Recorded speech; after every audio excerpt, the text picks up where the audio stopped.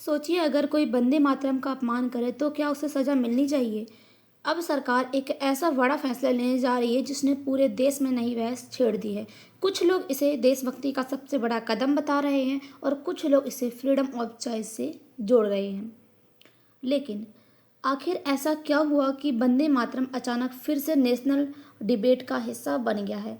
क्या इसे अब राष्ट्रगान जैसा दर्जा मिलने वाला है, और अगर हाँ तो क्या इसका असर देश के कानून, राजनीति और आम लोगों पर पड़ेगा। मंत्रिमंडल ने वंदे मातरम का अपमान करने का दंडनीय अपराध बनाते हुए संशोधन की मंजूरी दे दी है। यानी कि जो मंत्रिमंडल हैं संसद के, उन्होंने वंदे मातरम को एक तरीके के अपमान के जरिए बताया है। यानी कि अगर कोई इसका अपमान करता है तो उसको यहाँ पर अपराध मिलेगा, और यह इसमें संशोधन किया जा रहा है। अब 6 फरवरी को केंद्रीय गृह मंत्रालय ने राज्यों और अन्य सरकारी निकायों को दिशा निर्देश यानी कि निर्देश जारी करते हुए कहा है कि 3 मिनट में कुछ अधिक लंबे वंदे मातरम के सभी 6 श्लोक आधिकारिक कार्यक्रम में गाएं और बजाए जाएंगे। यानी कि कोई भी आधिकारिक कार्यक्रम होगा, नेशनल एंथम होगा, या फिर हम देखें तो कोई भी राष्ट्रीय जो नेशनल हमारे जो यहाँ पर एक तरीके से जो है जिनको यहाँ पर राष्ट्रीय के रूप में मनाया जाता है, जो भी यहाँ पर हमारे फंक्शन होते हैं उनमें जो है इसको गाया जाएगा। जैसे कि यहाँ पर जो जनगण मन है उसको गाया जाता है। इसके साथ ही अब हम देखें तो हाल ही में राष्ट्रीय जो राज्य मंत्रिमंडल हैं, कैबिनेट ने एक महत्वपूर्ण संशोधन में मंजूरी दी है। इस संशोधन का उद्देश्य क्या है? वंदे मातरम के अपमान को दंडनीय अपराध माना जाएगा। सरकार का मानना है कि वंदे मातरम केवल एक गीत नहीं बल्कि देशभक्ति, स्वतंत्रता संग्राम और राष्ट्रीय सम्मान का प्रतीक है, इसलिए इसका अपमान करने वालों को कानूनी कार्रवाई मिलेगी। यानी कि अगर हम देखें जैसे कि हमारा जो राष्ट्रीय गान है, जिसका अगर कोई अपमान करता है तो उसको यहाँ पर सजा मिलती है। यानी कि एक यहाँ पर एक दंडनीय अपराध माना जाता है उसको। इसी प्रकार से अब यहाँ पर जो वंदे मातरम है उसको भी एक केवल गीत के तरह नहीं बल्कि उसको एक यहाँ पर जो स्वतंत्रता संग्राम है और देशभक्ति में और राष्ट्रीय सम्मान का प्रतीक माना जाएगा। इसके साथ ही अगर कोई इसका अपमान करता है तो उसको जो है कानूनी रूप से सजा हो सकती है। वंदे मातरम क्या है? वंदे मातरम भारत का एक राष्ट्रीय गीत है। इसे बंकिम चंद्र चट्टोपाध्याय द्वारा लिखा गया है। यह गीत स्वतंत्रता आंदोलन के दौरान बहुत बड़ा महत्व रखता है। देशभक्ति और राष्ट्रीय एकता का प्रतीक माना जाता है। जनगण मन जो कि राष्ट्रीय गान है, जबकि वंदे मातरम हमारा राष्ट्रीय गीत कहलाता है। यानी कि इसी की तरह ही जैसे हमारा राष्ट्रीय गान है जनगण मन, वैसे ही हमारा जो राष्ट्रीय गीत है वो वंदे मातरम है। अब स्वतंत्रता आंदोलन में इसका महत्व क्या है? भारत की आज़ादी की जो लड़ाई के दौरान यह गीत लोगों के द्वारा गाया गया था। यानी कि लोगों के द्वारा यहाँ पर आज़ादी की जब मांग की जा रही थी तब लोगों के द्वारा ये गीत गाया जा रहा था, तो ये एक प्रेरणा का स्रोत माना जाता है।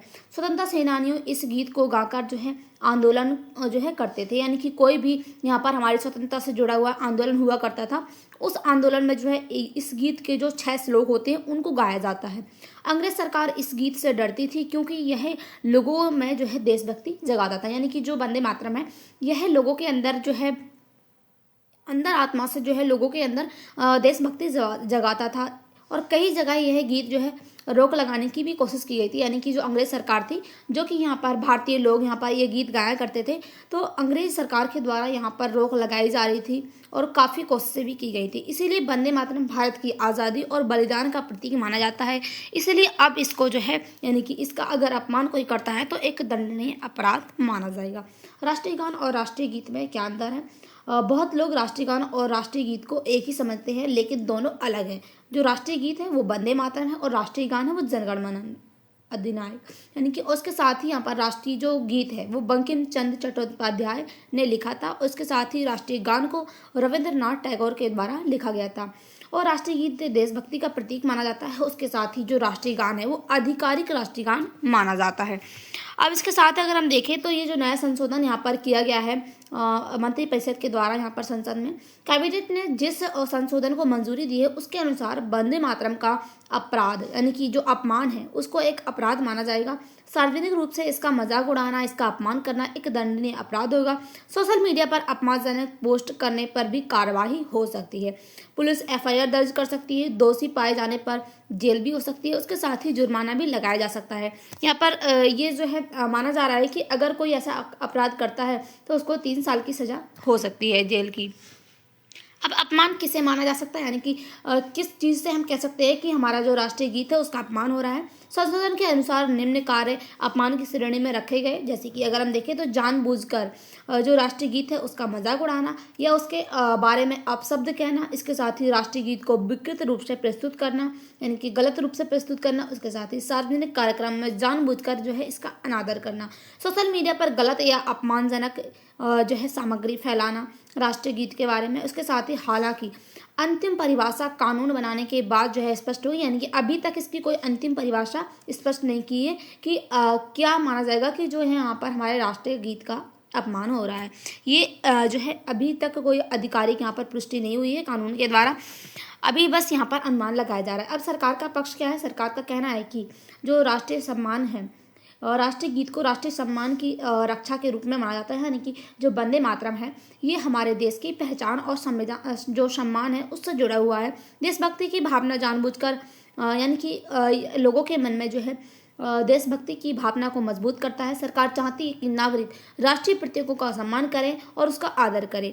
अब यहाँ पर जो राष्ट्रीय गीत है यहाँ पर जिसका अपमान होता है उसको रोकना यहाँ पर ये सबसे बड़ा लक्ष्य रखा जा रहा है, क्योंकि सोशल मीडिया पर बढ़ती अपमानजनक गतिविधियों को रोकने के लिए सख्त कानून बनाना जरूरी है। यानी कि यहाँ पर जो ये कानून बनाया गया है या बताया जा रहा है तो ये इसलिए बनाया जा रहा है ताकि हमारा जो राष्ट्रीय गीत है उसका अपमान न हो सके। अब इस पर विरोध भी हुए हैं और विवाद भी खड़े हुए हैं, तो जल्दी देखते हैं। कुछ लोग और जो संगठन हैं इस फैसले पर विरोध भी कर रहे हैं। मुख्य चिंताएं क्या हैं? अभिव्यक्ति की स्वतंत्रता। लोगों का कहना है कि जो संविधान में सभी व्यक्तियों को बोलने की स्वतंत्रता है वो यहाँ पर उसका हनन हो रहा है। उसके साथ ही कानून का गलत इस्तेमाल किया जा रहा है, यह भी कहा जा रहा है, यानी कि डर है कि कहीं सामान्य आलोचना भी अपमान मानकर कार्रवाई ना हो जाए, यानी कि कोई भी अगर सामान्य तरीके से आलोचना कर रहा है उसको भी अपमान के तरीके से ना मानकर उसको कार्रवाई ना दे दी जाए। उसके साथ ही अपमान की स्पष्ट परिभाषा यहाँ पर नहीं दी गई है। यदि अपमान की परिभाषा साफ नहीं होती है तो भ्रम पैदा हो सकता है कि यानी कि कोई भी व्यक्ति अगर आलोचना भी कर रहा है तो उसको यहाँ पर अपराध मानकर उसको सजा दे सकते हैं। अब संविधान से इसका क्या संबंध है? भारत के संविधान में नागरिकों की जो अभिव्यक्ति की स्वतंत्रता है वो यहाँ पर दी गई है, लेकिन संविधान यह भी कहता है कि राष्ट्रीय सम्मान बनाए रखना एक हर नागरिक का कर्तव्य होता है। यानी कि हमारे जो मौलिक कर्तव्य हैं उसमें भी ये कहा गया है कि हमारे जो राष्ट्रीय सम्मान है उनका यहाँ पर राष्ट्रीय गीत, राष्ट्रीय गान, उनका यहाँ पर सम्मान करना और जो है उनके सम्मान को बनाए रखना ये हर नागरिक का कर्तव्य होता है। देश के प्रतीकों का सम्मान करना ये इसी कारण से जो है सरकार के द्वारा यह संशोधन किया जा रहा है और इसको काफ़ी ज़रूरी बताया जा रहा है। अब यहाँ पर सोशल मीडिया पर इसका क्या असर पड़ेगा?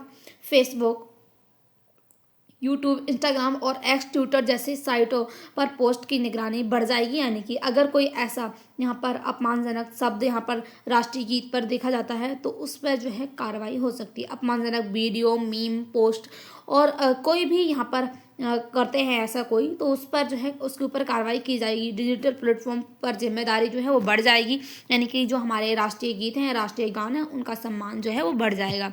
अब इससे जनता पर क्या प्रभाव पड़ेगा? अगर हम सकारात्मक प्रभाव देखें तो राष्ट्रीय जो सम्मान है यानी कि उनकी भावना जो है वो मजबूत हो जाएगी। उसके साथ ही राष्ट्रीय गीतों के प्रति लोगों की जो जागरूकता है वो बढ़ जाएगी। अब नकारात्मक यहाँ पर प्रभाव भी देखे जा रहे हैं, यानी कि लोगों की जो बोलने की स्वतंत्रता यानी कि अभिव्यक्ति की स्वतंत्रता है उसको लेकर विवाद बढ़ सकते हैं। कुछ मामलों में कानून का दुरुपयोग होने की यहाँ पर आशंका जताई जा रही है। इसके साथ ही कानूनी प्रक्रिया क्या है? कैबिनेट की मंजूरी के बाद विधेयक विधानसभा में पेश होगा, चर्चा होगी, उस पर बहस होगा। उसके साथ ही उसके बाद इस पर मतदान कराया जाएगा कि कौन कौन इसके सपोर्ट में है, कौन जो है इसके सपोर्ट में नहीं है, और उसके बाद पास होने पर यह कानून बनेगा। फिर यह जो नियम है वो लागू होंगे। अभी तक ये नियम जो है लागू नहीं हुए हैं। अब इस पर महत्वपूर्ण तथ्य क्या है? वंदे मातरम भारत का राष्ट्रीय गीत है। इसे बंकिम चंद्र चट्टोपाध्याय द्वारा लिखा गया था। स्वतंत्रता आंदोलन में इसका बहुत ज़्यादा जो है महत्वपूर्ण है ये, और सरकार इससे राष्ट्रीय जो सम्मान है उससे जोड़ती है। यह संशोधन अपमान को यहाँ पर अपराध बनाने की दिशा में एक बड़ा कदम माना जा रहा है। निष्कर्ष क्या है? यह फैसला देशभक्ति और राष्ट्रीय सम्मान को मजबूत करने की कोशिश माना जा रहा है, लेकिन इसके साथ ही यह अभिव्यक्ति की स्वतंत्रता, कानून के दुरुपयोग को लेकर नई बहस खड़ी कर सकता है। अब सबसे बड़ा जो महत्वपूर्ण बात यह है कि क्या कानून कैसे बनाया जाता है और उसका उपयोग कितनी निष्पक्षता से होता है, यानी कि क्या इस जो यहाँ पर कानून बनाया जाता है इससे इसका दुरुपयोग नहीं होता है, और इसके साथ ही लोगों की जो अभिव्यक्ति की स्वतंत्रता है वो नहीं छीनती है। आपकी क्या राय हो? क्या ये जो यहाँ पर ये संसद में जो विधेयक यहाँ पर पेश किया गया है वो सही है या गलत? आपकी जो भी राय हो कमेंट बॉक्स में मुझे बताइएगा। मिलते हैं अगली वीडियो के साथ, तब तक के लिए बाय, थैंक्स फॉर वॉचिंग।